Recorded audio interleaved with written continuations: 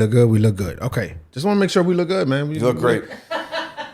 We're dads, we trying to make it out here, right? Just trying, man. We're trying to make it It's out not easy out here. Listen, the first thing I always like to do is give thank you to the YouTube subscribers, the TikTokers, the Instagram followers, and the listeners across the world. Thank you so much for allowing me to grow with you, and I love you. Now, today, I have Vinny Brusco on the podcast.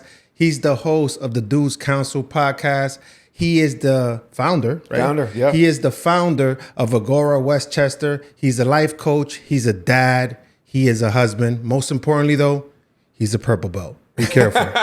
He might whoop your ass. Vinny, welcome to the podcast. Thank you so much. Thank you. Sir. I appreciate it. Thank you so much. I want to give you kudos, man. I am from someone who does the podcast in the podcasting space. Yeah. It's near and dear to my heart, probably to a fault at this point. Yes. I just want to give you credit for the setup that you have here. I'm such a tech geek, geek out over setup type of guy. And the setup you have here is like you could tell the passion and how much you enjoy doing this just by walking into space. So I just want to say I don't even know you. It was the first time we're meeting in person. Time. Yeah. And I'm proud of you as a man and all the other things you're doing. I am proud of you. Thank you, my brother. Thank you. Cheers Thank to you so my much. friend. Cheers and coffee. Definitely. Yes. Cheers coffee. Yes. Absolutely. You know, it's funny because, like you said, we do the same thing, right? And like I dedicated time for every detail that is in here. Yeah. And it's just amazing the way it turned out. And now I'm even proud of myself too, man. It's been a long journey, but we're going somewhere with it. And as long as I can have conversations with people of all walks of life and just enjoy that process, it's just become like therapy for me, man. Yeah. I'm pretty sure it's therapeutic for you. Yeah. And I wanted to dive straight in. Like you have one of the dopest names for your podcast. Thank you. The Council of Dudes podcast. Now that rings bells. Like, thank you. I believe I want to say I have one too. As you a do. dad, You absolutely the do. Dad's Group Chat podcast. But it's just important for us men to kind of like communicate. Yeah. What inspired that specific name for your podcast? So it started as the Vinny Brusco show. This was when we did the podcast back in probably 2007. It was called the Demo Show because we didn't have a name for it. We just called it the Demo Show, and then it became the Vinny Brusco Show because we couldn't think of a name.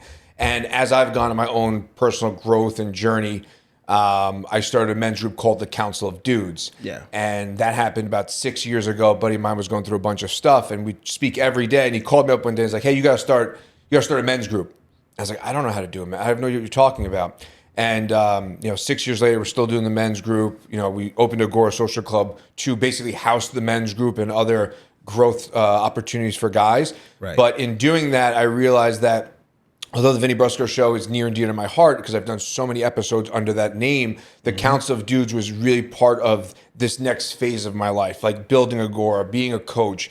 And it just made sense to bring on not only the Council of Dudes podcast, but the Council of Dudes men's group and bring those two worlds together. Beautiful, man. Beautiful. And like I mentioned before, it's important for us, man, to have these conversations, to have a space where we feel safe. Yeah. To have these conversations. And, I just wanted to give kudos to you because that's Thank a you. dope name. As soon as I saw it, I'm like, that's fire. Thank you. Like, I also like to think that when I created the Dad's Group Chat podcast, of course, as you mentioned, you're in a different phase of your life. So this is what means something to you at this moment. For me, being a dad, it was important to have a space for us to have a solid conversation, at least have a group chat between men about what we're going through. Sure. Like respect to all women and what you go through as in your motherhood kind of like path, I guess. Yeah. But on the flip side of that, us men are going through things too, and we have a hard time communicating with each other. And it's kind of like, we want to break that cycle. And I'm glad that the podcasting world has picked up a lot. And there are different people doing different things in podcasts, but it's always important to have a group chat about parenting. Yeah. A conversation about parenting. One friend to another. Have that, hey, what are you going through right now? Because this is what I'm going through. Yeah. My kids are this age. When they were that age with you, what was you going through? Because this is tough, and vice versa. It's just important to have a conversation, man. Yeah. In doing the group with the guys, and now we've actually started doing dads groups as well. So we do one men's group open to anybody, and then we do a dads group specifically because a few guys were like, "Hey, you do anything for dads?" I was like, "No," but like the men's group was kind of like that because there were dads in there. But Right. Specifically, dads have a different experience of life than some 25-year-old, with all due respect, I was there, where you really don't have this bearing of life around being a dad and what that actually means on a day-to-day in a supportive way, financially, emotionally, for both your spouse and for your child, right? Or your children. So being a dad adds a whole new gamut of experiences, good and bad, to life. And so we started doing a dad's group. But it's funny you say that, because there were two guys, they were friends, they came to the dad's group just recently, about 2 weeks ago. Right. And one guy starts, and they came together as friends. And one guy starts talking about the stuff he's going through. Mm-hmm. And the other guy who's in the room, who they've known each other since grammar school, okay? Right. Had no idea that that's what was going on in his life. And he called him afterwards like, dude, I'm sorry that I've never breached this topic with you. And he's like, well, like, yeah, we've had like these, hey, how's everything going? Oh, I'm getting the shit kicked out of me right now. Yeah. But that's where it ends. And we never, as guys, we have this reluctancy to just take it to like that next little click of asking the next question that could open up who knows what. And I think that's so much of why we don't, is because we don't know how someone else is going to respond. You're going to get, right. I grew up in the Bronx, like it was just ball busting all the time, right? Yeah. You know, going to old boys high school, you're just literally busting each other's chops all the time. So you almost don't even know how to navigate those emotions and then breach the topic. Wow. You just explained my whole childhood. It is true. Yeah. We do a lot of like joking around, and, you know, it's always pranking each other and kind of like, oh, you know, you're not a man if you don't do this or that. Yeah. So it's kind of like when we become adults, it is difficult to have those conversations. It is difficult to open up and have that safe space with someone who you've been friends with for 20 years plus. 100%. Or somebody brand new that you just met. It's just difficult, man. Well, it's funny. The brand new you just met is the kind of crazier part, because what I'm finding is that people are more open to opening up in that type of space when they don't know someone. Because I think there's an idea of camaraderie there, but like we're both here for the same reason, right. And we don't have this intertwined circle of community, right? We're kind of coming from our own worlds, so therefore we can kind of show up a little bit more vulnerable. Right. We can share a little bit more because we're not tied into each other's lives outside of these walls prior to. Right? We may be afterwards, but up until this point, I don't know who you are, I don't know your story. So I find that when guys are brought to the group, and there is this sense of like vulnerability and opening and communicating, it really comes from them not knowing each other. And it's a safe space at that point. And it makes it safer that you don't know each other. It's true. Yeah, 100%. It makes it safer because at that point, you're just exiting the building and you don't really know this person. And that in return could turn into a positive friendship at that moment, because you're connecting on that level. Absolutely. And it's important, like I go back to saying it, it's important for men, and specifically dads that are going through their daily struggles, to connect. Because we, outside of being a dad, we hardly connect like that. Mm-hmm. We're always like joking around and, hey, how you doing? How you been? It's all good. You know, we're on some man stuff. We're focused on what we need to do. And the outside world, it may seem a certain way. Sure. We got it all figured out. Right. Meanwhile, that one man might be going through a million things in his family, a million things as a parent, a million things as a father. Their children might be challenging him in different ways. His upbringing plays a role in that, because in his upbringing, everything that affected him is showing up right now, and he doesn't know how to deal with it. And that's the problem. That's the main problem. A lot of parents, for me, right? We're taking a left turn immediately, but a lot of parents, it's like, we feel at this point in our lives, like our age group, right? We feel that our parents' way of teaching us will work today. And that's not a fact. That's a lie. We need to pivot our parenting, because for me, in my experience, these kids need us a lot more than we needed our parents. Yeah. Because of the times we're in. So it's unfortunate, you know. And again, it goes back to building that safe space. Just create a group chat. Go to the Council of Dads podcast. Speak up. Have that conversation. You know, it just opens you up to a little bit of being inclusive with therapy. If you never received any. It's funny because the first men's group that I facilitated, it was probably 24 guys, and they were all guys I had. You know, we started tippy-toeing around the deeper conversations, not like the water cooler stuff. Like, hey, how's it going? Okay, good. All right, keep it moving. Like there was tippy-toes of like breaching the subjects of like deeper level, deeper thinking. And it was 24 guys. And in that driving to that space, I remember I pulled into Starbucks right beforehand. And I was like, a few hours beforehand, I was like, I don't know what I'm doing. Like, you got to call this off. Like, you don't know what you're doing. You're going to embarrass yourself. This is absolutely ridiculous. Like, there's no way you could do this. And you're absolutely right. Like, breaching the topic, just realizing that everyone's going through something. And also bringing to the table, and you brought up a great point, is like our parenting. Like, one of the most powerful things I've done for myself is reverse engineering my parents' lives, right? Where do they come from? What was their childhood like? And I know it in like their version of it, right? I know it in stories.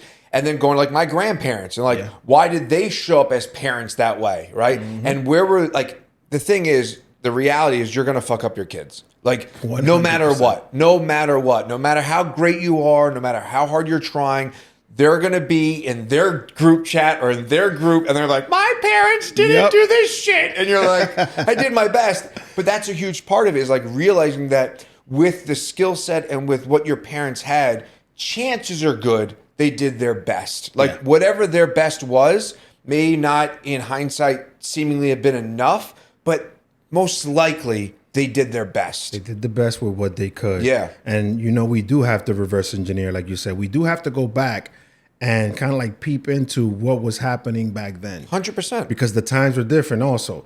Even back before, to our grandparents, the time was... My grandparents, from one side of the family, had like 16 kids. Right. My other side, my mother's side had like, 12, 13 kids?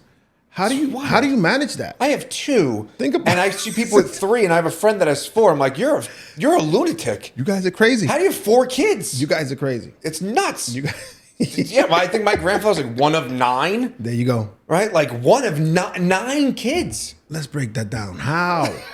How?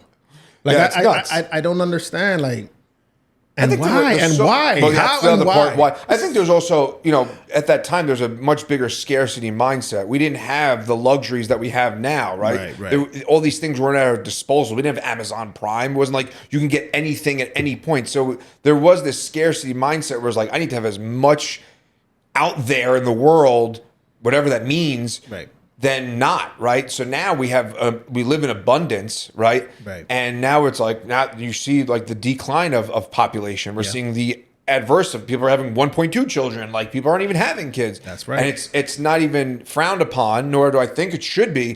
But there's also something to be said about the times that we live in, where having children seems to be, to some level, an inconvenience. Yeah.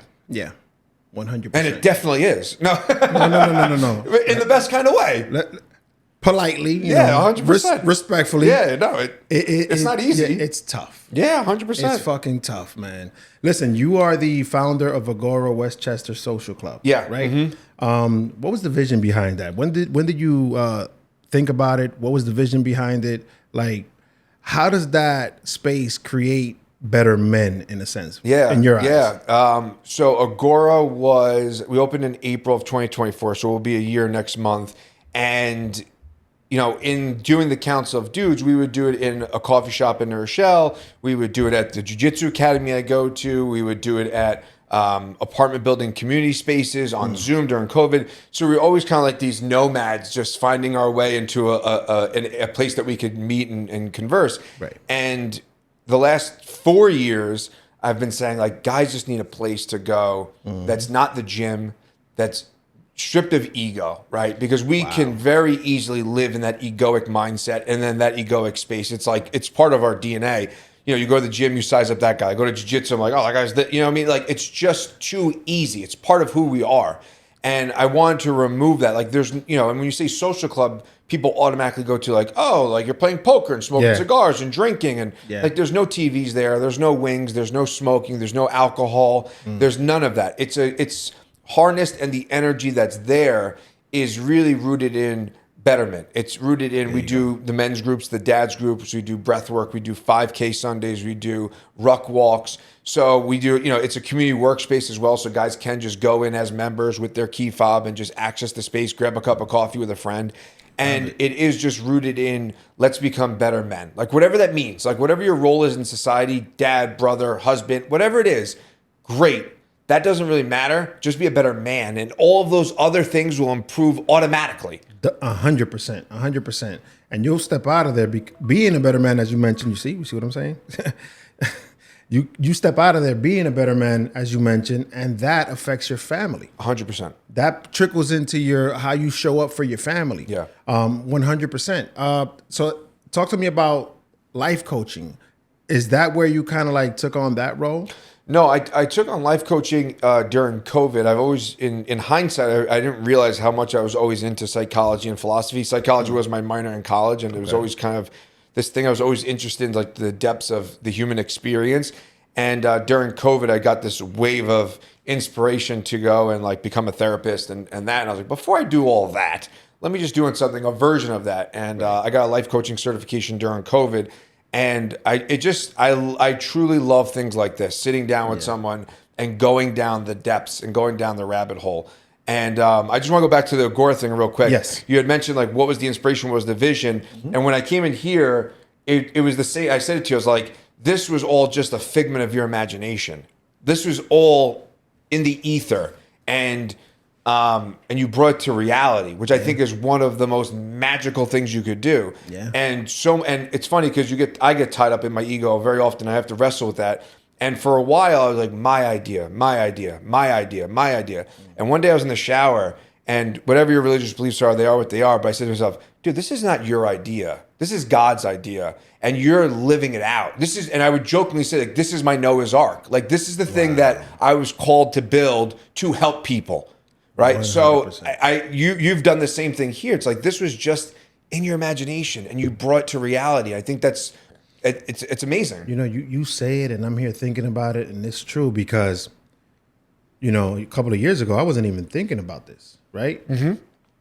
Whatever your religious beliefs are, you know, God put this idea in me. Yeah. And we in our spaces, in our individual spaces, created what God intended for us to do. And it's like, even when you want to give up, because the challenges start coming, when you want to give up, like something will pop up that'll lighten that, like it'll inspire you to continue. The omens start to reveal themselves. Right. So it's like, it's weird. Every time you want to give something that you truly are passionate about, something happens. It has to me specifically, right? Something happens and puts a fire under me. Yeah. And says, no, you got to record. You got to do this, or this guest wants to come on, or that guest, or, you know, this other vision for you. So little by little, you start creating your space and you start figuring out this is where you belong. This is what was intended for you to do. Yeah. So it's important to dive into the unknown, because looking back at it now, in hindsight,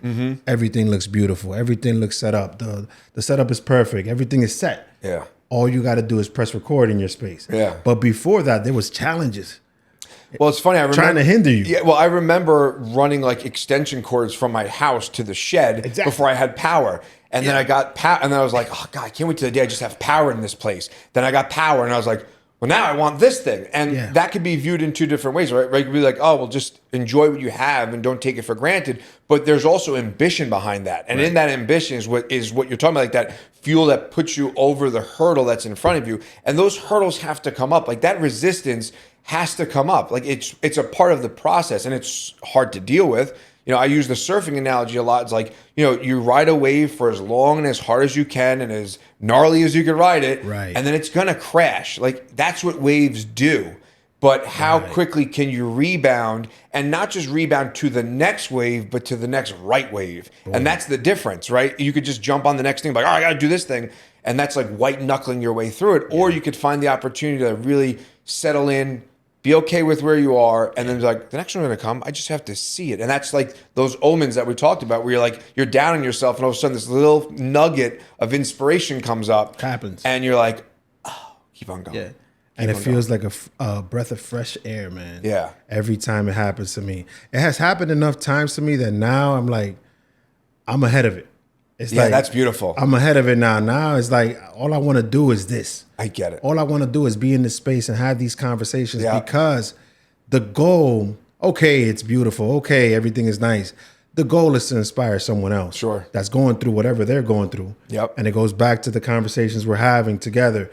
And kind of like someone is going to pick up that nugget and transform his life. Right. It's there. So this unfolded in multiple ways with me. I was doing a ice bath and I want to do that so bad. yeah, we'll set it up. Shit. I was doing a cold plunge and a breath work with a buddy of mine. Yeah. And we were having a conversation afterwards.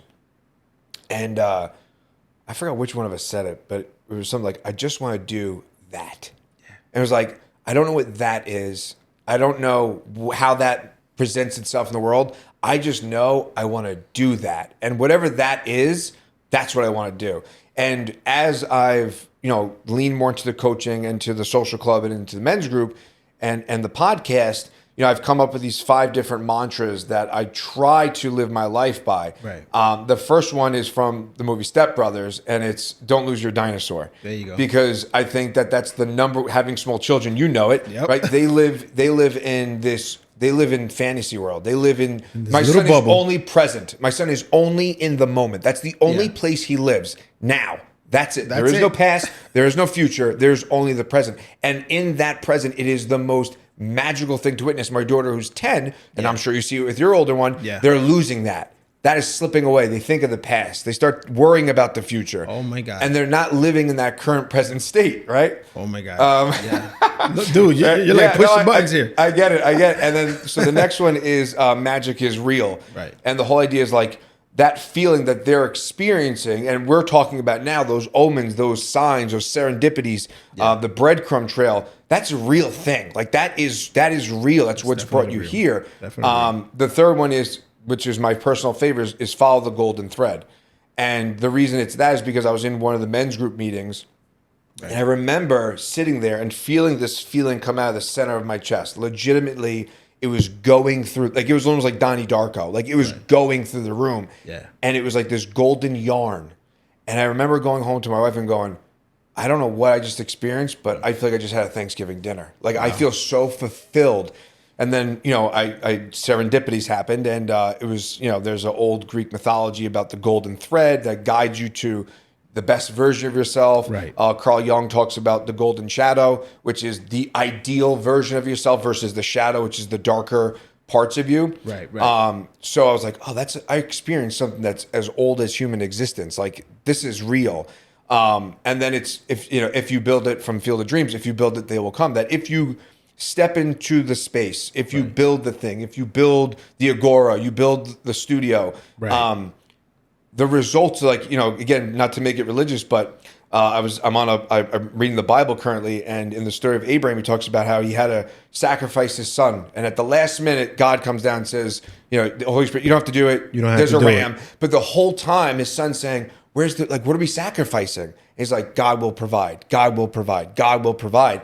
And that's the reality, is that if you build it, it may take to the last second where you want to pull up that plane. It's the skin of your teeth. But if you take it to that and you put everything on the table, God will provide. And the last one's let go. Like at some point, there comes a point where you just have to let it be what it is and stop white knuckling the success. That was a little long-winded, but those 5 mantras are solid. Thank you. You got definitely solid.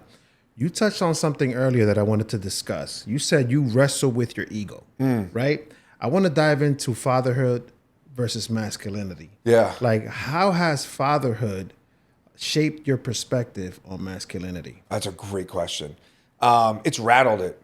So I grew up in a household. My dad practiced jiu-jitsu. He's a retired cop.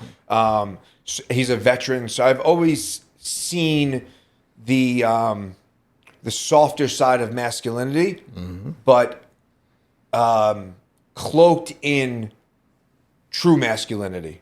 Like, being a black belt in Japanese jiu-jitsu, being a veteran, being a cop, like you have to have this real true masculinity, right? Right. To be in those situations and to deal with those traumas and those experiences. But I also saw the side of it that was soft and gentle, right? Like I'd see my dad cry. Like I cry all the time. Like, and I was never shielded to that version of masculinity. I was exposed to it. And that's why I'm very comfortable being in the way I show up in the world. Right. But even having that as a model, you still go through the channels of life that are going to, 15, 16, 18, you're filled with piss and vinegar. Like, some guys are sent off to war. Like you have this relationship with the world that's so fractured and it's not rooted in reality. It's rooted in like this filter of like, I don't even toxic. I hate the word toxic masculinity. It is. But it's not toxic. It's just extreme. It's like your son, like my son who's 5, like he's not toxically 5-year-old boy. No. He's a 5-year-old boy. Like we don't look at him and go, oh, what a toxic child because he, walk this morning. And you're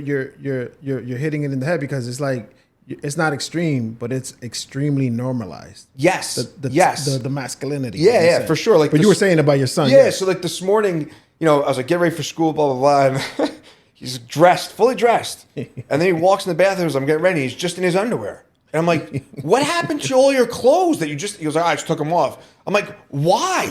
And he's like, I don't know. I just took them off. I'm like, dude, go get dressed. And he's like, okay. And he just leaves. Like, I didn't look and go, what a toxic masculine child. I was like, like boys will be boys, right? Yeah. And, when you're a boy and you're not raised in a society or in a household that teaches you how to be a man, or you don't go on the journey and question your thoughts or dive into the unknown of yourself, and you only live at a very surface level existence, then that toxic masculinity proves itself to play out 100%. Because how can it not? You got to seek knowledge. 1000%. As you're evolving, as you're growing, there's no age limit for seeking knowledge. Right? Yeah, you can 100%. seek it earlier in life, later in life, but the process of seeking knowledge and growing is important, or else you stay stuck. Yeah. Just acting upon how you was raised. So I went to the military, right? I went to the military right before 9/11 actually happened. Actually, after 9/11, my apologies.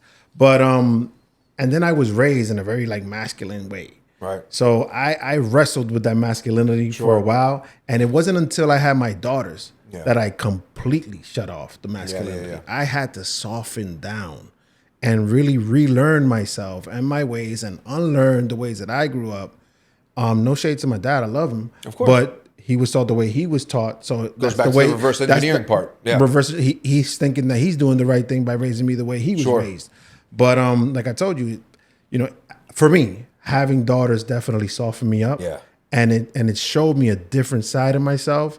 Now I'm able. I'll say it loudly. I cry all the time Me too. And it's important to let it out. Like your body's so caught in. Like you just leave that anger or that that trauma in there, and you're not letting it out one way or the other. The body's gonna react. 100%. And one of the ways it reacts is by crying. Yeah. You might have a tantrum as an adult and you don't even know where it's coming from, but it's because you're holding all that shit in. You got to let it out. Yeah. So again, back to my daughters, having them, both of them has God knows what he did with me. Yeah. He had me have daughters. Yeah. Softened me up, made me the man I am becoming because I'm still learning. Sure. I'm still able to, and I will never stop learning. That's the whole thing. Once you start learning, you got to also realize it's the best addiction. This is a never-ending process, and it's the best addiction. Addiction as well. Yeah.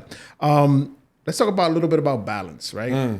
Because we're doing a lot of things. We're podcasting, working, business owners, family man, husband. How do you juggle that on a day-to-day basis? I don't know. Me neither. If you asked me, I don't know. I often compare it to juggling chainsaws. There you go. And that's what it is. And I don't think I'm good at it at all. I'm the person that if you ask me if I'm doing enough, the answer is always no.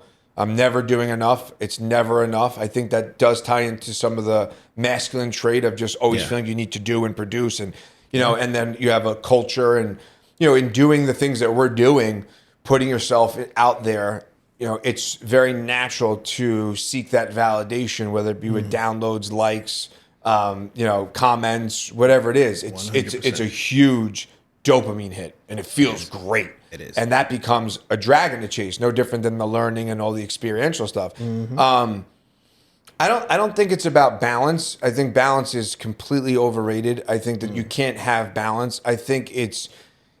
You think the more unbalanced you are, the better. I think that you have to realize that balance is a farce. And I think for me, it's not about balance. It's about being as harmoniously aligned that I can be. But realizing that in that, it's never going to be perfect, and that I'm going to go through seasons of my life that make a lot of sense, and in some regards, and in other ways make no sense. You know, like I've had my stretch where I'd wake up at 4 in the morning, run the 5K, get the workout, do the plunge, do the sauna. I had that season of my life, and it was very serving. I had the season of my life where did carnivore-based diet, right? I had the season of my life I did CrossFit. I've had these different moments of my life where, you know, in some way, shape, or form, I experienced the ideal version of myself. Like when I was doing CrossFit, I would say I had pretty close to the ideal body that I want. Yeah. When I was eating carnivore-based, I had an ideal diet. When I was doing the morning routine, I had the ideal morning routine. Yeah. But what I get caught up in and what I'm actually working on currently is like allowing those experiences to be a reference point of A, how good I can be, B, honor them for what they were, and C, extrapolate what I learned. So like, okay, I don't eat strict carnivore, but 80% of my diet's like that. Yeah. I don't do CrossFit, but I'm doing jiu-jitsu more than I'm doing CrossFit. Like, I don't wake up at 4 in the morning every day, but I do it 3 or 4 times a week. Like, so I don't think it's about balance. I think it's just about extrapolating the experiences and applying it to the now and what you're currently experiencing and trying to use all the good versus all the stuff that you need to like brush off. You're in a good space because even realizing that, you know, everything is moments in life. Everything is like particular eras in your life. It also allows you to believe that you could always pivot. Yes. And always keeps that appetite for an eagerness to kind of like learn the next thing. What's next? What's coming? Yeah. Okay, this chapter's closed. What's coming next? What's going to happen? I'm ready to adapt. I'm ready to move forward. I'm ready to like see the unknown and go through the unknown and go through the highs and lows and be excited for it. Yeah. A lot of us, and men, I bring it back to us, masculine and all that stuff. Us men, we are kind of like monotone. We're like one way. And we're like, this is the way we are, and we don't step out of that. We don't step out of bounds. No, it's good to kind of like reference it the way that you just said it. See it in different ways and learn to adapt. Now, how do you show up as a parent, though? Are you, and I go back and forth with this, because are you like a helicopter parent to your kids? Are you a lawnmower parent? Like, what type of parent are you? I have no idea. I'm the best parent I can be. I show up the way I show up. I'll tell you this much. I'm a fucking awesome parent. Like there are very few things that I will give myself credit for. Yeah. I'm an awesome dad. Yeah. I love being a dad. It is by far the best version of me that I could be. And it's weird because so many things that I'm doing for the kids, right? I'm like, I want to do all this stuff so I can spend more time with you. But ironically, it's taking away time from them. Yeah. So it's a very weird paradox to be in. I don't know. I mean, some days I'm really great and I'm like, all right, guys, let's talk about what's going on and we got this. And then there are the moments I'm like, this is a fucking mess. Yeah, get the fuck up. Like, what the fuck? I think last night I told my daughter, like, this is bullshit. Like, you know, and she's 10 and we laugh and, you know, I do my best. And I will say that at the very end of it all, I always apologize. That's the key. And I always tell them I love them. And I always reassure that they know I love them. Yeah. I could fuck up. I do the morning routine with my kids. Yeah. I get them out of the house in the morning. It's a disaster. Like there are mornings that, like when it goes decent, it's amazing. I'm like, this is the best morning ever. Best. But it can go so sideways so quickly. Like this morning when my son just decided to undress. Yeah. But I didn't freak out. I was just like, all right, dude, let's go get dressed again. Yeah. And let's finish. But there are so many mornings that aren't like that, and I do freak out. And the reality is, what I've come to realize is it's never them. No. They're just a 10-year-old girl, and he's a 5-year-old boy, and they're doing 10-year-old shit and 5-year-old shit. 100%. It's truly my fault, because I didn't wake up early enough to get a workout in. I didn't wake up and do my scripture reading. I didn't wake up and get a run in. I didn't go to bed at a respectable time and went to bed at 10 or 11 o'clock because I was doing a podcast edit or doing this or an Instagram post or whatever, right? So it's I didn't wake up and have my coffee, whatever it is, right? Exactly. It's not them, it's me. I fucked up in some way. And now because I'm on my heels and I'm backed into a corner, now I'm fucking swinging at them because they're being 10 and 5. Yeah, they're 10 and 5. Mine's are, what is it, 11 and 8 at this point? Yeah. Like you said, they're living in their world, and their world is the bubble, right? And that bubble for them may seem like a forever bubble at the time. They're just being kids, right? It's our fault. The reason I asked you that question initially is because I go back and forth with that, and I don't even know how I show up either. Yeah. And it's true. Things go sideways very quickly. But one thing that you said that I agree upon, my brother, is that, we both apologize to our kids. Yeah. It's super important to for the kids to hear that and for us to acknowledge that we fucked up as parents. We're going to fuck up a lot of times. Yeah. This is going to happen. We just need to show up better the next day. I have a routine with my oldest at this point. My youngest, she's just a little menace. She's out here just running the house however she can. She's 8 and it's her world and no world. Her world and nothing else exists. Yep. But my oldest, I wake up every morning with her. We sit at the edge of the bed in silence. We go to sleep with this like the sound of rain or white noise or whatever, right? So I go to her room, sit down by the bed, wait till she wakes up because she's like I don't know how, but she's an early bird. She wakes up with me. As soon as she wakes up, she sees me, she sits down and we like sit down for 2 minutes in pure silence to kind of like set the tone for the day. It's beautiful. And then menace to society after that. It's like a whole bunch of like nothing, but it's everything at the same time happening in the house. And they're girls, so they got to do their, listen, my daughter's like a Sephora, Ulta, whatever it is. Like they're like buying little things for like their face, and they need to be super fly to go to. They cannot be like. My daughter dresses like I do. She wears like Vans and sweatpants. I'm like, let's go. Like she rolls like too, that. But they last like 2 hours to get ready. Yeah. So it's like all right. I guess boys will be boys, but girls also be girls. Yeah, 100%. You guys will always take 2 hours to get ready. Fine. Let's have this little moment. Sit down for a second. In peace, in tranquility, woosah, and then you could run off and do whatever you need to do. It's hilarious, man. Let me ask you, you're a purple belt. Yeah. When was that? When was that? When did you obtain that? That was December of 23. What inspired you to go down that route, or have you always been like into jiu-jitsu? And no, there's a reason why I'm asking. No. So again, my dad's a coral belt. He's a Shihan and in Japanese jiu-jitsu. So he's been doing it for 40 plus years. And one of his students I saw out and I said, I think I'm going to do Japanese jiu-jitsu. And he was like, no, do Brazilian jiu-jitsu. I was like, no, I think I'm going to do Japanese, the old man. But he's like, no, do Brazilian jiu-jitsu. Yeah. And I knew 2 comics and I reached out to them. They both did it. And I was like, I think I'm going to do Brazilian jiu-jitsu. I was talking to a buddy of mine and they're like, oh, you're going to love it. And I'm like, why? And they're like, you're just going to love it. And I went to the first class, and I was doing CrossFit at the time, and I was in good shape. And I went and I talked to the guy. I was like, oh, I'd like to sign up. He's like, oh, you come back tomorrow. I was like, what do I got to wear? He's like, basketball shorts. I was like, okay. I go there, and he my professor, and he must have been 150 pounds. I was probably 180. I was in good shape, and he mounts me, and I'm helpless. And this is like such a quintessential jiu-jitsu story, but it's true. And I'm sitting there, I go, I'm trying to throw him off me. I'm like, I can't. I'm literally helpless right now. Okay. And I felt so small. And I was like, oh, this is a whole different world. I don't know this world. I sign up, I get the gi, and we're warming up when you're running around the mat. And I'm like, I'm fucking tired. Like, and so here I am, I'm in good shape, and I'm like, I'm not in this shape.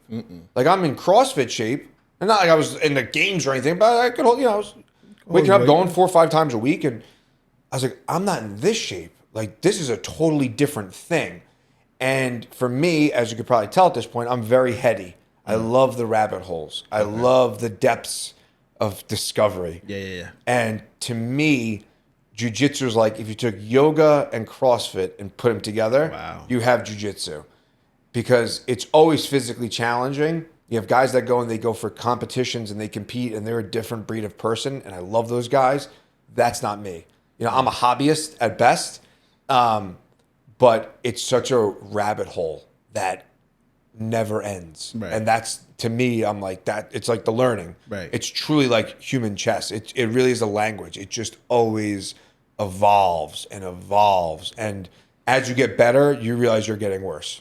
It seems like a beautiful thing. How long did it take you from when you started to get to actually get the purple belt status? So 7 years about. There was COVID, so that shut things down. You know, I was still doing it in my buddy's garage, but it wasn't in a formal class setting.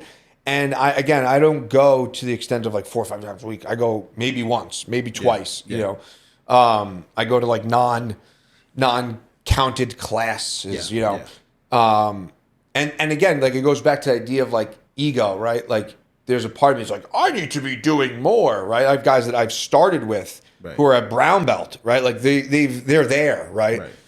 But they do it at a different level than I do. And it goes back to the idea of being like, okay, where you are, and just knowing that I, like, a good barometer that I've started to use, and this was a while ago, is would you do it for free?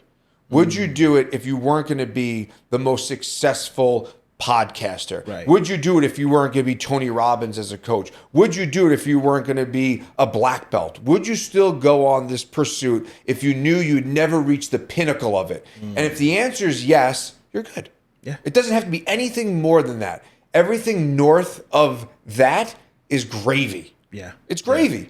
So to all these things that I'm doing, the answer is yes. I would do every single one of them with no ROI. Every single one of them. I'm good. 100. But that's when you really know you're passionate about it. Absolutely. You could care less about all the other accolades. You're just caring about. You still want them. Don't get me wrong. Of course, they feel great. Yeah, us podcasters, we want the views, we want the more comments, and because we want the recognition. Because it's a 3D tangible validation. Right. 100%. Like, you do want some recognition in what you're doing. Of course, who wouldn't? I mean, that's one way so you could kind of like eye yourself and see your progress. Yeah, exactly. But it's not the end all be all. Correct. You know, ultimately, for me, I'm doing this podcasting. Yes, of course, there's that, but it's more like therapeutic for me. Oh yeah, 100%. To have these conversations. Same. The reason I asked you about the purple belt, my dad, he was into karate when he was young. We coming from the Dominican Republic. He always showed us karate movies growing up. You remember that, right? Always, every movie I saw, I was kicking something after it. It was like I was throwing kicks left and right as if I was Bruce Lee or something like that. But I loved it. But he never put me into something physical like that. And I always wondered why, because it would have been great for me to learn a little bit about discipline and channeling my emotions and taking control of my discipline. Right? How much did it show you in terms of discipline about yourself? Discipline, yes. Resilience is what comes to me in the pursuit. Okay. It's kind of crazy because, you know, it's so easy to I started at, how old am I? I'm 41, so it started at what, 34, whatever it was. And is that right? Yeah, whatever the math is on that. It changed me. Like, it was like I don't know what, it humbled me in a lot of ways, right? Like, you know, you see the guys that go there and because they're not the best right away, you don't see them. Like, it's the best equalizer of humbling a person. Like, it truly, like, I remember I was rolling with this kid and he used like some cheesy 80s movie. I'm like, really cheesy. I think he's like, here comes the paint. I don't know what he said, whatever it was. Maybe it was from Carlito's Way, but here comes the paint. But you never saw him again because he wasn't able to let go of that version of himself that had to be the best. You quickly realize. So it really does humble you.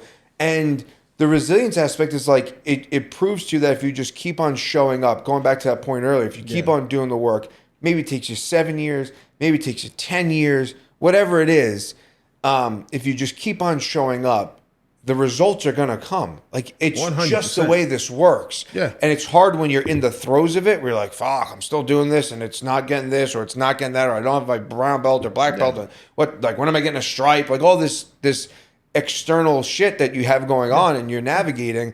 But the reality is, if you do the work, it's going to pay off. I mean, consistency beats everything. But it's weird because, weird because we think consistency has to be this. I was thinking about this like 2 days ago. We think that consistency, especially with social media, has to be like every day this time, this is your morning routine. This is true consistency. It is. But there's something also to be said about longevity of consistency. Right? Like, maybe it's you're consistently inconsistent, but you're still consistent in the pursuit. 100%. 100%. Remove time from consistency. you know, a lot of us, and I said this before, a lot of us believe that consistency means speed, or we kind of like put the two together, and it doesn't. It doesn't necessarily mean that I'm gonna do this every single day or every week or put out a podcast every week or every month. You know, I'm going at my pace, but I'm going. I'm consistently moving forward, Yes. slow or fast, however it is. I'm moving forward. In anything in life that could apply. Absolutely. You know what I'm saying? So and for anyone who's thinking about starting anything, it could be a podcast, it could be whatever, as long as you consistently show up fast or slow, however your speed is, it's okay. Just keep moving forward. When I bought my Roadcaster, I bought it from Facebook Marketplace. Okay. I think I paid $300 for it. $400, and I think it's like a 600. It was like It 600 is. You bucks. got a good deal. You It's got a not good deal. cheap. Yeah. And I bought it from some girl. I met her in the city, and she was there with her mom. She sold to me. I was like, I have a question for you. You know, why are you getting rid of it? And she's like, oh, well, you know, I was going to start a podcast, but then my mom was like, there's no money in it. So I never even used it, never started one. So me, I'm like, I'll take it. Fuck it. You know, I've been doing this since 2007. Like, I need this thing. My machine's starting to make noise. But in that moment, I realized, like, you know, here's a guy who's been doing this for a long time, and it's a non-negotiable in my life. Like, my wife knows it, my family knows it. It's like, it is a non-negotiable. Right. Just always going to be a part of my life. And here's this kid. She must have been 22, 23, 24 years old, and she didn't even start, and she already gave up. She already sold the equipment that she thought she was going to buy. And I think about like the excitement that was probably behind her initially, right? That first wave of like, you bought the thing. It's in the box, like the unboxing of it, like the feel, like this is where I go. And wow, it's like we're feeling the same thing because I remember that moment. Yeah, dude, I remember like even when I get new gear, whatever it is, like the feeling of like setting up to me, right? Setting up the mic arms and getting the angle. It's just so gratifying. And to think like, and this goes to your consistency point, like she didn't even start and she's already, because she's not going to make money or because her mom said you're not going to make money. She already's like, yep.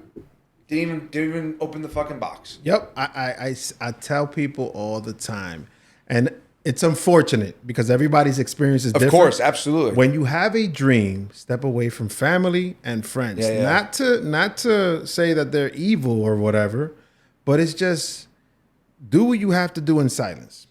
Yeah. Don't ask for opinions. People, unbeknownst to them, maybe throw a bad vibe or salt or something, or they just downplay your dream. Hence, that young lady gave her dream away. Who knows? She could have been the next big thing. Who knows? Yeah. But all her mom put in her head is there's no money in it. Yada, yada, yada. You're wasting your time. And listen, who knows where her mom came from that she had to dictate that type of demeanor in her child, right? Who knows? Yep, that's exactly what I was going with. But I kind of disagree with you on the idea, and I know that like that's a very common idea, and I agree to some degree of like, don't share everything you're doing because people are going to throw energy your way that's negative and all this shit. And I agree with that. But then I also do think like there's something to hearing and feeling that negativity because people start to reveal themselves, not their own fault. Wow. Right. And you're allowed to show who you are. And then I'm allowed to make a decision on how I want to move forward. Like a big part of, and we're talking about like the framework of masculinity. For me, there was a line of demarcation in my life where I would say I became a man. Right. Okay. And it was when I realized, and I very distinctly remember this moment, I realized I have a choice to respond versus react. It was a very clear moment in my life. I remember it to the T of what happened. I'm not going to go into the details, but I realized that it was just kind of a conversation I was having with someone, and they were trying to bring me back to the old version of myself to show up in a way that they were comfortable engaging with me in. And I realized in that moment, I said, oh, okay. I see what's happening. Like I saw the board. I saw the entire board, and I was like, I see what you're doing. And it wasn't evil. It wasn't this maniacal thing that they were doing. They didn't even know they were doing it. Right. But I realized energetically what was happening. Yeah. I said, I don't have to react. Because the older version of me would have fucking, short fused Vin like that. Yeah. I was like, I could respond. Yeah. And I chose to respond. And in that moment, I said, it unlocked a superpower within me. I was like, time between what happens, and I'm not always great with it. I flip out on my kids all the time. I pulled my daughter out of bed last night to show her the mountain of dishes I had to do while she was being a pain in the ass. So I'm not always great at it. But the reality is, I realized in that moment that I have an option. And if I choose the option to respond versus react, it is a superpower. And time is endless. It is a void and vacuum of time that I could live in and now play out my next move. Right. You know, I agree with you. I agree with you because in a certain point, you know, we've all experienced different things as we're building things, right? So there's no evil intent there from the other person either. It's just that the person's comfortable with who you was. Right. They're not comfortable with who you're becoming, or they don't even know who you're becoming, and they're just... Chances are you don't even know who you're becoming. Exactly. So, but you have to be a strong-willed person, a strong enough-willed person to not give up what you're intending to do. Is what I'm saying. So, it's things could go left or things could go right. You could give it up at that moment when people downplay your dream, or you could just push forward, see people for, you know, see the chessboard, as you said, step back, put a tunnel vision on everything and see it, and continue moving forward with your plans of growing whatever it is that you're growing. Yeah. Quick question for you on going back to the jiu-jitsu part and the purple belt.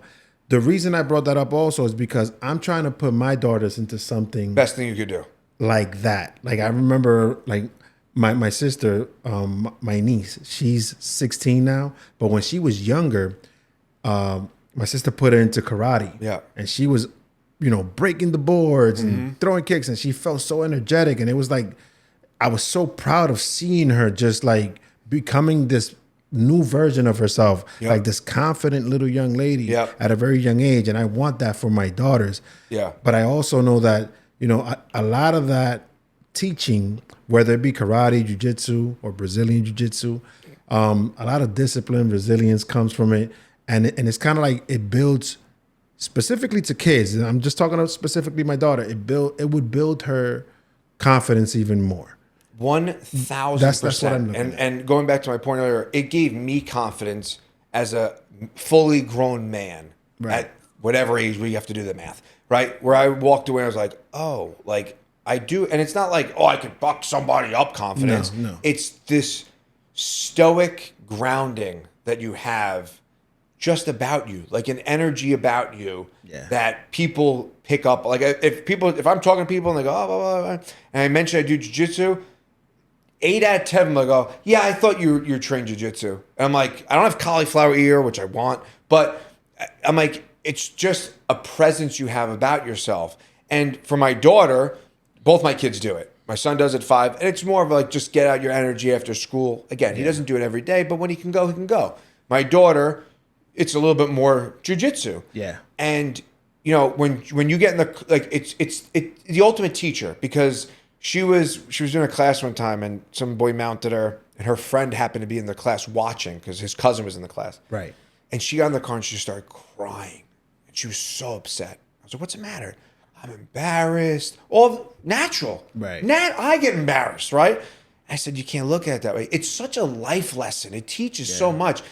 And then the polarizing part of that is like, she'll leave a class and she's like, I'm so proud of myself. Like, do you see what I did? I see what I did. Yeah. And then as they're on the mat, as a parent, you get that moment, which you hear all the time, is like, they look over. They look over. They start to look, right? And like when I'm there, I'm not on my phone from here and there, but for the most part, if I'm on the phone, I'm filming them or I'm watching them, right? Yeah. And it's a real opportunity for you to be present for them. But when they look over and they see you watching, it's a different, like the energy it's like a imprinting on them in a different way. And listen, I don't want her to be able to fuck people up. I want her to be in a position where she's confident. If God forbid anything, whatever happen, right? She's able to ward off any type of threat. Yeah. And she's like, I want to go to Italy. When I go, the only way you can go to Italy is if you have a black belt. Hey. And I'm going to be the one that puts that black belt around your waist. Yeah. And that's it. Period. Because you need to know how to take care of yourself in any given situation. Yeah, 100%. I remember my niece, I remember my niece at that age when she was in karate, going through her tournaments and stuff like that, because they get excited. Shit, we was excited. Yeah, I've done a tournament. I've done 2 tournaments, and it's a different you go into it, you're like, oh, and then you get there. Yeah, and my wife was watching me. My wife came and my kids, which was such a great experience. And I was listening to 16th century battle music, like, ba, ba, ba, ba, Like on the speakers, loud. like, oh, in my headphones. Oh, in your headphones. Okay. And I'm just pacing back and forth. And there were some other serendipities. And I remember like part of that golden thread thing. And I looked at the guy I had to go against. And it wasn't about a gold medal. I was like, that guy is the thing that's preventing me from my dreams. And it had nothing to do with this. It was a bigger thing for me. And I was like, that guy's in the way. And that's not happening. And I was pacing back and forth. And my wife she said to me afterwards, she goes, you look like a lion in a cage, just pacing. And you're looking at him like you're going to eat him. Yeah. And I was like, okay. Like it unlocked. And I went in there like eating a banana. I was just like, all right, we're all having fun. Yeah. And then all of a sudden it was go time. And it like a switch went off. And I didn't even realize it. It was just like this sudden depth of me came to the surface. And it was like, oh, that guy who walked in, he's not here anymore. Oh. And that's the only way I can explain it. Not to make it like dramatic, but that was the experience. No, it sounds like a movie. In my head, you're the producer, actor, and the whole crew. You just built that way in that moment, and it's like cool. Exciting to shit. You were saying it. I'm like envisioning it as a movie, like I mentioned. But yeah, going back to the kids, like I want that for my daughter. I want them to, to be like my niece, she would look at us, like you said, like your kids would look at you. Would you ever do it? That's what I was gonna get to. Now you're inspiring me to do it with them. It's the best. I want to do it with them. It becomes a thing that you guys do together. Like I usually go in the morning or I'll go in the early afternoon on my days off and stuff. And I take them after school, so I don't participate. But it's a thing you guys, it's a bonding. And it's not like bonding over like watching a show or playing a video game or, some other, even like other sports. Like the rule in our house is that you have to have one team sport, one martial art, and one creative endeavor. Like you have to do all three of those things. Don't care what it is, but you have to do it because it's going to teach you confidence on an individual level. Right. It's going to teach you how to work as a team, and it's going to express yourself creatively. So my daughter acts. She's playing softball, and she does jiu-jitsu. My son's 5, so he plays baseball and does jiu-jitsu. Right. And his creative act is playing with his toys. Like that's his imagination time. But those are like the 3 rules that I really try to enforce in my household because I see the importance of them as a grown man. And it goes back to that point earlier where we lose that magic. We let that dinosaur die. We let that version of us that could be an astronaut or a scientist or a cowboy. We let that version of us die because what the old expression, right? You don't grow old because you stop playing. You stop playing. No, you don't stop playing because you grow old. You grow old because you stop playing. Yep. And it's true. Like the more you play in the world and you play with the unknown and you allow it to just be and have fun, more things start to unfold and life becomes that much better. Like it's hard enough. So why would you not want to give yourself some type of advantage to enjoying it? There you go. Sounds like there's a lot of confidence in your house. I'm happy for you for that. Thank you. Man, because we're working on it. It's important. No, and it's you'll build on that as well. Of course. It'll continue to grow. But thank you. It's important to build that type of house. Yeah. Where everybody feels confident. It's kind of like everybody's in a little bit of a competition with each other in a sense, but there's a lot of, it also says that there's a lot of happiness in your house as well, man. And, you got to applaud that. Thank you. So kudos to you. Thank you very much.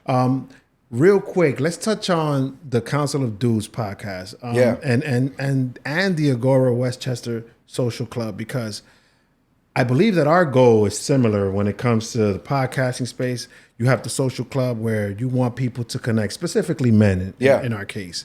But what is it that you looking at it from the outside looking in, what is it that you think creates the issue with men and long-term relationships with other men? Or what is it that you think that keeps men isolated in a bubble and not sharing and opening up with other men? Opportunity. I think most people live within their bubble and they're not presented with the opportunity to do that, right? There isn't a space for guys to go to up until now. right? There isn't an actual place. Are there men's groups? Are there retreats? Are there all of these things? 1,000%, and I support every single one of them. Right. I know guys who run amazing groups, Yeah. all over the place in different states. I know guys who do amazing men's work. I know as well. I had a guest here before, Mr. Randall Toby. He has Magnificent Men out in Jersey. Yeah. So people are doing the work. Absolutely. Yeah. But I think it also does take someone to, like yourself, who's gotten to a point where you're comfortable with being that vulnerable self. Yeah. And you lead by example. You lead by, setting the tone of the space. Like, there's an energy to this room right now, right? Yeah. It is a place that cultivates real, authentic conversation with men or women, right? Or It doesn't women. matter. I've had It both. doesn't matter. Yeah, I have had right? both. Same with Agora. Like Agora, the Council of Dudes, the podcast, it's called morphic resonance. There's a real energy to the space. It's real. Like, you can't touch it, but you could feel it. Definitely feel it. And there's a difference there. But, being able to create those types of spaces and those types of atmospheres, most guys are not putting themselves in that position, right? Mm-hmm. Like, they work, maybe some of them go to the gym. It's this, it's that, and then that. Wake up, repeat. Rinse, wash, and repeat, right? It's always something. Yep. Yeah. And that's valid. I call those valid humanistic excuses, right? There's a part of me that's like, I don't want to wake up at 4 a.m. and go jiu-jitsu. I'm fucking tired. Yeah. That's real. I'm really tired. I'm not making it up in my head. Yeah. Is there a David Goggins mode that maybe I could switch on here and there and overcome that? Absolutely. Yeah. Is he an outlier for that? Absolutely. Is that healthy? I don't know. Maybe that's how I wonder that. I think about that a lot. I'm like, do you have to burn the boats of everything to be that successful? Yeah. I think yes, but I dare to say no. For me, if I don't continue moving forward, I'm gonna stop. Yeah. So I know that about myself. So that's what wires me to keep going in whatever space, like this space and whatever I'm doing. Like, I know that if I stop, it's gonna be hard for me to turn back on. So I just don't stop. Yeah. So that may be a problem in itself. But yes, but you also enjoy it. I love it. Right. So I could be burned out, but I'm loving it. I get it. Like, I get it. Like, it's harder for me to wake up in the morning to go to the gym. Mm-hmm. But if I have to wake up, like, these guys are training for a competition, so they've been going and training at 5 a.m. Yeah. I have no problem, seemingly, for the most part, waking up at 4:30 to go train jiu-jitsu. Right. But if I had to go to the gym or go work out in my garage, that alarm is getting snoozed, and I'm not making it. It's just the reality. So it's like, why? Well, because I really like jiu-jitsu. Yeah. Like, it can't be the foundation of my fitness. I know that. Right. But this is the season of my life where it is, right? Yeah. This is the season of, like, I enjoy doing the podcast. I wouldn't drive out to Long Island for the life of me. But because I'm doing a podcast, I'm like, let's go. Let's go out to Long Island. Where is it? Where are we going? Cool. Where are we going? To the end of the world? Fine. Yeah, cool. Let's go. I love doing this stuff. Yeah. So when you love doing it, it's and we get caught up in the phrase, like, if you love what you do, you never work in your day in your life. I get that, but you work harder. You put in more hours, but those hours that you're putting in are not soul sucking. Those hours you're putting in are all towards what you want to put out in the world. So it's rewarding. They're validated. Yeah, in a totally different way. You could care less where you're going or where you might end up, but you're going forward. So you could care how far it is, as long as you're enjoying what you're doing. It's an amazing ride, regardless. You could be tired, you could be okay, whatever. You're gonna make it because you love what you're doing. But I think that's a big thing for guys, and I think women too. But I think we're talking about the arc of men. Yeah, I think most of them don't know that. Like, they've lost that version of themselves because life will beat you down, right? Yeah. And I think I did a program called Healing the Father Wound with a buddy of mine who's a therapist out in Colorado, Mikey Brackett, and a big part of that was going back to that version of you that is a child, right? And really, like, being present in that and realizing, and this is kind of the reverse engineering, but realizing that you, as a 41-year-old man, are making decisions that are rooted in a frozen version of yourself at a previous time period. Wow. Like, I'm showing up now making decisions in my life because of a version of myself that's stuck in time. And if I don't address those things, I'm still going to be making those same poor decisions or right decisions. It can go both ways. Yeah. But I think a lot of guys, cut the cord of play and joy and youthful vibrance And we just think that we need to show up in a way where we're dressed boring, or we go to work, and this is who I am, and blah, blah, blah, blah, blah. And like, And we stay comfortable in those spaces, unfortunately. yeah, we get comfortable in the discomfort of that space, and we're not okay with the discomfort of moving out of it. But that's where the growth is. The unknown, right? The unknown is, I've spoken about this before, but my daughter, she asked me one time if I'm afraid of dying.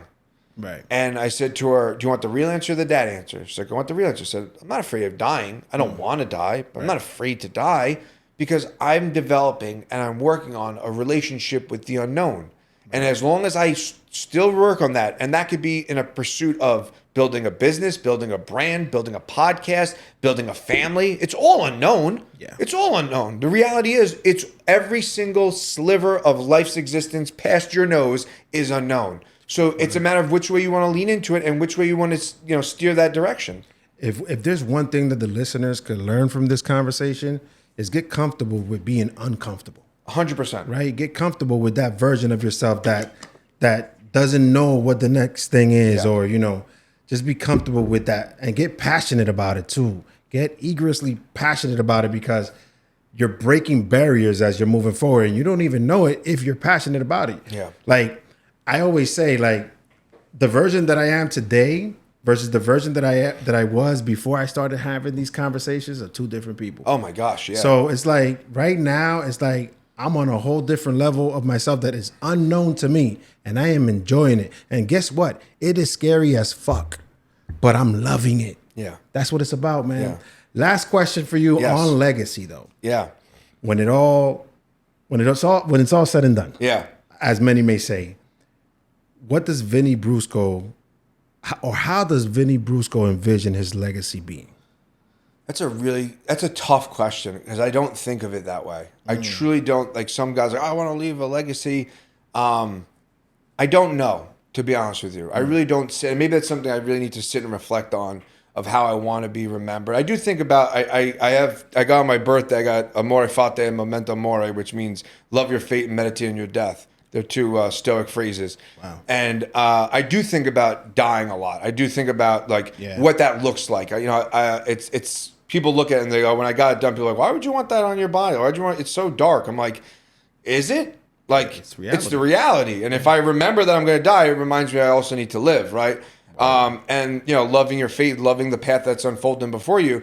I don't know how I would want to leave a legacy. I just know that when that time comes, whenever it comes, I just know I want to go in a way that's graceful and at peace. And I want people to understand that that's okay. Like, it's okay to be on a path of pursuit and living true to who you are. Yeah. And that's it. I don't, I'd love for my kids to say I was a great dad. I'd love for my wife to say I was a great husband, all those kind of standardized answers. Yeah.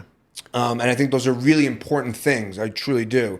But I think there's also a bigger purpose in that. And I truly don't have an answer for you. Wow. Vinny, man, a lot, we touch on a lot on this conversation. Our listeners and viewers for this conversation will grasp a lot of gems being left behind. And one of them that stood out to me that it hit me today, I'm doing the karate with my kids. Yeah.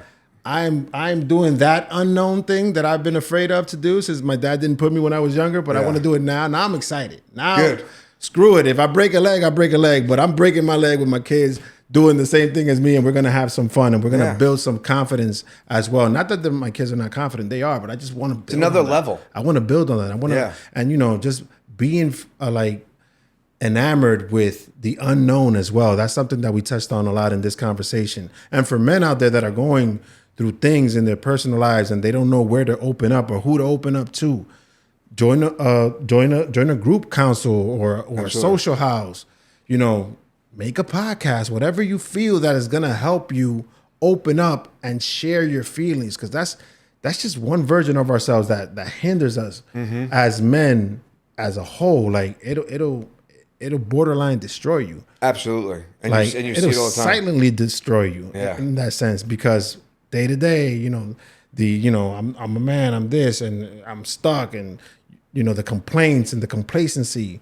It just drags you. Yeah, it's death by a thousand cuts. Absolutely. And listen, I'm not great at it by any stretch of the imagination. No, neither am I. Not even close. Like, I complain a lot. Me too. But I also know that my complaints come from a place of pursuit, and I also know that I'm on, like, you. As much as I complain, I also know that I'm also on the right path, and I'm pursuing, and that's part of it, right? It's like having this ambition, but then also being grounded in gratitude, and those are two hard places to live in. But you're spot on with that, absolutely. Definitely. Vinny, man, thank you so much for thank joining you so me. much for This is a dope conversation, from man. the minute I walked in, like from the minute I met you outside, and you were gracious enough to let me use your restroom, hey, man, and coming into this space, it's just seriously, man. I from one creative to another, this is amazing. The space is amazing. You amazing conversation, great conversation. And it's so cool. Like, part of what I love about the unknown is that you can lean into two worlds, right? You can lean into that dark despair, or you can lean into like amazing creativity and beauty. And like, I feel as though that's what we did today. It's like the unfolding of the unknown of a conversation is one of the most powerful things. Beautiful. And so is this space, right? This is the unknown. And just want to, again, give you kudos and props for that, because amazing. You have an amazing energetic space as well. Thank you, man. That's what it is all about. It's about the energy you create. And just creating that good bonding energy. We just met today, and I feel like I've known you for a while. This is just the beginning. See what I'm saying? It's just the beginning of our relationship. It's so cool. But it's so cool to kind of like connect with people who from different walks of life and just connect on a deeper level other than just the norm. You know what I'm saying? I mean, but on the count, that's one thing at the Counts of Dudes. It's like, guys come from all walks of life. There you go. Right? All walks of life, every background, nationality, location in Westchester, New York, the Bronx, whatever it is. Yeah. And then all of a sudden, like, when you remove the ego, you strip everything and you give it a home and a place to harness itself, you realize that your problem is my problem, and it's the same problem. It's just being expressed in this different way. Yeah. There's one meeting we had, and I'll wrap up this note, where there's a guy who had a tumultuous relationship with his daughter, and there was a guy who had a tumultuous relationship with his father. And they started having a conversation they were having a conversation with each other vicariously with the other one. Wow. And everyone in the room knew it. And as the facilitator, you feel like you need to jump in and break it up. Like, all right, let's give everybody a turn. Yeah. It was like, no, let this guy have the conversation, and let this guy have he's talking to his daughter in this moment, and he's talking to his father. He's like, well, could you ever forgive your father? And he's like, I don't know if I could. And we're all sitting there like, holy shit, this is real. Yeah, it's real. And these guys never met before. That's amazing. It's amazing. That's amazing. That's what your space creates. Thank you. Yeah. It allows people to feel comfortable enough to share. Yeah. And express and release. So it's important for us creators to create these spaces for us. You're called to create it for a reason. I mean, there's a great book called Big Magic, and it's like these ideas are like wandering stray dogs, and they're looking for a home. And if you get tapped on the shoulder to create, you need to create, because you're getting tapped for a reason. And if you ignore it, it's going to find a different home, and it's going to it has to express itself. Boom. It's not going to, it has to. That's what it does. The ideas get expressed. So if you don't take advantage of you being gifted in that moment to take action, then it's going to find another home. This is an inspiring conversation, Vinny. Man, you're lighting up a fire, man. I'm ready to do something. I don't know what I'm ready to do. Do some pull-ups on We're about to do some pull-ups right now. Vinny, thank you so much. Thank you so much. Look into the camera. Let them know where they can find you. First off, thank you again. Great conversation. Yes. You can check out agorasocialclub.com. We have a lot of things coming down the pipeline, so that's that. We have the Counts of Dudes, which is tied into that. Counts of Dudes podcast on all your podcast platforms. Sure. And I do one-on-one life coaching. That can all be checked out at vinnybrusco.com. Thank you, Vinny, for joining us. Thank you so much. This was amazing. Listen, to all the YouTube subscribers, the TikTokers, the Instagram followers, and the listeners across the world, and the group chatters, please create them. Thank you so much for tuning in. All love from my side. Vinny, thank you so much for coming to the podcast. Thank you so much. Appreciate it. Peace.